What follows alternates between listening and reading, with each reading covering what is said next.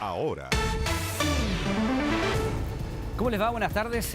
Interrumpimos brevemente nuestra edición de deportes para darle cuenta de reacciones que han generado luego que esta tarde el Comité de Ministros sesionara y rechazara de manera unánime en votación, por supuesto, el proyecto Dominga. Ha habido reacciones de la empresa Andesiron y también, por supuesto, queremos saber cómo ha sido tomada esta información de parte del Ejecutivo. Estamos junto a la ministra de Medio Ambiente, Maysa Roja, con quien vamos a conversar a propósito de esta resolución. Primero que nada, ministra, buenas tardes y gracias por estar acá con el canal 24 Horas. ¿Cómo le va? Buenas tardes. Buenas tardes, Iván. Gusto conversar contigo. Igualmente, ministra, y primero denos a conocer cuál es la posición que tiene el Ejecutivo frente a esta votación. Entendemos que, por supuesto, usted es parte de los ministros que fue inhabilitado a propósito de esta resolución del Tribunal Ambiental. ¿Cómo se toma esta nueva votación del Comité de Ministros que no tuvo ministros presentes?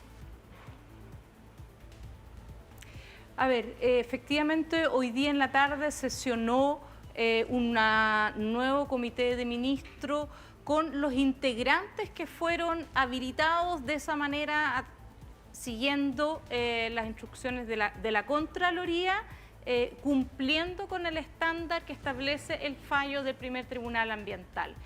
Y tal como conocemos a través del comunicado, de manera unánime, esos 6 miembros del comité decidieron acoger 2 reclamaciones, en este caso, uno asociado a falta de información en biodiversidad, decía de que eran observaciones que habían sido descartadas de manera errónea de parte de CONAF, y un segundo ámbito sobre el plan de contingencia y emergencia, calificado como insuficiente. Ministra, nosotros hemos tenido la oportunidad de conversar con usted en otra oportunidad a propósito de este proyecto en particular. Sin ir más lejos, conversamos durante esta semana en Radio Universo a propósito de esto.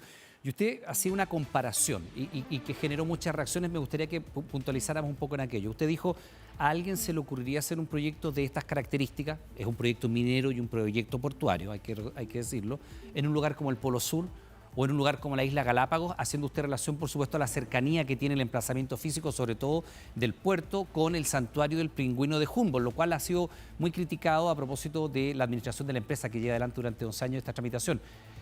¿Cómo podríamos explicar esa analogía que usted hace y cuál es el alcance que tiene desde el punto de vista medioambiental la eventual aprobación de un proyecto de estas características?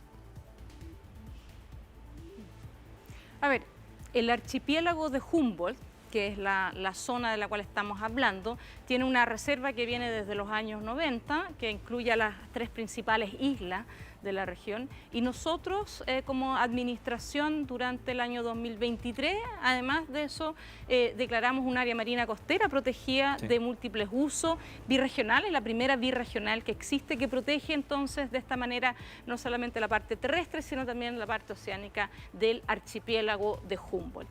El archipiélago de Humboldt es un hotspot de biodiversidad. Esa es una definición que significa que tiene una cantidad muy importante de especies, tiene una cantidad muy importante de especies endémicas, es decir, que solamente existen aquí. Recordemos que el 80% del pingüino de Humboldt habita, nidifica, se reproduce en el archipiélago de Humboldt y además está amenazado, así es que es efectivamente, si tú buscas en internet, muchas veces se le denomina como el Galápagos de Chile. Así es que es una zona que tiene un alto valor por su naturaleza. Cuenta de ello es que tenemos varias maneras de protegerlo, hemos declarado el área marina protegido y algo que nosotros también hacemos, recordemos que el Ministerio de Medio Ambiente también trabaja en la clasificación de especies. Miramos en qué situación están y cuando ciertas especies están amenazadas, están vulnerables, en peligro de extinción, podemos elaborar planes de recuperación, de conservación y de gestión. Y en el año 2023 y 2024, debido a la gripe aviar, murió casi un 40% de la población del pingüino de Humboldt. Así es que es un área que tiene un alto valor, es un área que tiene un alto valor no solamente para Chile, sino que para el mundo, que es reconocido por su alto valor por muchas personas, no solamente chilenas, y que es el sustento también y el sustento económico de muchas actividades que allí se realizan, como la pesca artesanal, el desembarque de Locos y Lapas, sin ir más allá, ¿verdad? 80% de la región de Coquimbo, del desembarque de Locos, viene de este lugar. Ministra, desde el punto de vista procedimental, del procedimiento que viene ahora, este es un proyecto que lleva 11 años en tramitación. Naturalmente ha tenido 3 rechazos ya del Consejo de Ministros, ha tenido avances y retrocesos desde el punto de vista de su calificación. ¿Qué es lo que viene ahora? ¿Esto significa que se paraliza el proyecto Dominga? Porque ya le voy a comentar que hay reacciones de la empresa Andes Iron y además las vamos a compartir para que usted también pueda comentarnos qué le parece esta reacción. Desde el punto de vista de los procedimientos, del camino de Dominga, ¿qué significa esta tercera votación del Consejo de Ministros que rechaza este proyecto minero y portuario? Sí, efectivamente una resolución de un comité de ministros se puede reclamar ante los tribunales ambientales. Así que esa opción para los que están involucrados aquí, que es el titular del proyecto, pero también los participantes, los reclamantes PAC, pueden usar esa herramienta.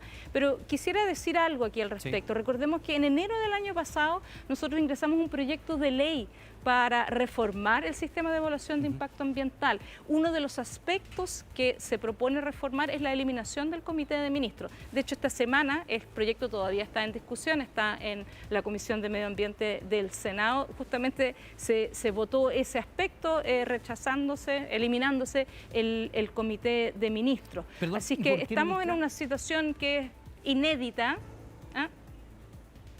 Le pregunto por qué. Porque es inédita que un proyecto pase por esta situación de 3 veces, de mucho tiempo dentro del sistema de evaluación. Es inédito de que se hayan tenido que inhabilitar 6 ministros y que hoy día haya sesionado con una composición de subsecretarios. Ministra, déjeme preguntarle sobre eso. El diagnóstico de que el comité de ministros había que eliminarlo, era un diagnóstico que nosotros teníamos. Sí. Hicimos un proceso de trabajo prelegislativo para este proyecto de ley bastante extenso y por lo tanto venía incorporado en el proyecto de ley. Habrá que ver cómo sigue, obviamente, sí. Pero si se aprueba, vamos a contar con un sistema de evaluación de impacto ambiental que va a tener diferencias, entre ellas que no va a haber un comité de ministros. Déjeme preguntarle por eso, ministra, porque cuando el presidente Boric gana la elección, en su discurso de Asunción, él dice no a Dominga. Y evidentemente, en una definición tan sustancial como eso, que es un proyecto que son varios miles de millones de dólares y que genera una división en la comunidad local, usted sabe que hay una comunidad muy importante que está una parte que está a favor y otra parte que está en contra. Ya las razones son bastante claras, tienen que ver con posibilidades de trabajo, con acceso al agua y otra serie de elementos, y quienes rechazan también, por supuesto, la protección del santuario y todo lo que ya hemos conocido de lado y lado. Pero le pregunto yo, ¿por qué la eliminación del Consejo de Ministros en este proyecto de ley? Porque se politiza una discusión que es técnica, y ¿sabe por qué se lo pregunto? Porque es muy difícil pensar que un ministro o ministra del gabinete del presidente Boric tenga una oposición distinta a la que el presidente ha manifestado de manera tan clara. El presidente dice no a Dominga. ¿Cómo un ministro del presidente Boric va a estar de acuerdo con Dominga si el presidente lo manifiesta, además, como una declaración de principios muy importante? ¿Por eso se elimina el Consejo de Ministros en este proyecto? ¿Porque se politiza una discusión que es eminentemente técnica? El comité de ministros en la etapa de la reclamación, porque ese es el ámbito de acción del comité de ministros, da una etapa adicional compleja en un sistema que tiene que hacer la evaluación ambiental.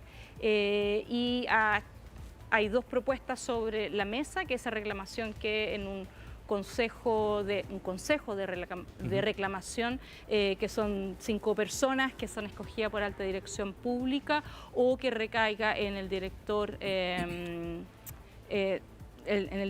del Servicio de Evaluación Ambiental. Eso todavía no está zanjado. Vamos a ver cómo termina el proyecto de ley una vez que terminemos esa discusión. Pero el objetivo del proyecto de ley era una modernización del sistema, dando certezas y acotando los tiempos de tramitación.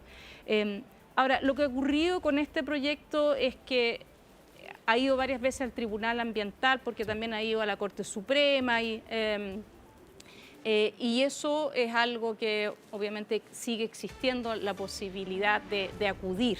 Pero, por ejemplo, algo que también ya se votó es que no sea obligatorio el que se tenga que pasar por esta reclamación administrativa que se llama, que es el Comité de Ministros o el órgano que lo reemplace. Que lo vaya a reemplazar, sino que se puede ir directamente a los tribunales ambientales y de esa manera saltarse una etapa para acotar los tiempos de tramitación de los estudios y de las... Le comentaba sí. yo al inicio de esta conversación que ha habido una reacción, por supuesto, de Andes Iron, que es el titular de este proyecto, que recordemos lleva 11 años de tramitación, y ahí es uno de los puntos que uno, al margen de la posición que cada cual en su casa pueda tener sobre Dominga, puede estar a favor o en contra de Dominga, es bastante incomprensible que nuestra institucionalidad de espacios como esto, que un proyecto se discuta durante 11 años y que todavía puedan pasar otros tantos años más porque hay instancias posteriores, ¿no? Ahí naturalmente uno empieza a pensar que el tema de la permisología, del cual el presidente Boric también se ha hecho cargo, finalmente ha quedado un poco obsoleto en nuestra administración, en nuestra institucionalidad. Quiero compartir con ustedes y con quienes nos están viendo, ministra, para que también usted nos comente la reacción que ha tenido la empresa Andes Iron. De hecho, mandó esta declaración el gerente de Asuntos Corporativos de la empresa, él es Francisco Villalón. La invito a que escuchemos sus declaraciones y después nos da su opinión a propósito de qué es lo que viene a continuación para este proyecto Dominga. La actuación del Comité de Ministros marca un nefasto precedente, nunca visto en la historia de Chile en materia de tramitación ambiental. Resulta inadmisible que el Poder Ejecutivo incumpla por segunda vez una sentencia judicial en el mismo caso. Lo resuelto por el Comité de Ministros violenta en forma y fondo la sentencia dictada el pasado 9 de diciembre por el primer Tribunal Ambiental de Antofagasta. Lo resuelto por el Comité de Ministros es ilegal e inconstitucional, por lo que esperamos confiados lo que resuelvan el primer Tribunal Ambiental de Antofagasta y luego la Corte Suprema. Bueno, esas son parte de las declaraciones de Francisco Villalón, es el gerente de Asuntos Corporativos de Andes Iron, que en otra parte de esta declaración, revisamos el video completo antes de entrar al aire, ministra, él dice que van a seguir todos los caminos legales, por supuesto, que les habilita nuestro sistema legislativo. Primero, su reacción, dice que esta es una decisión que es de carácter inconstitucional.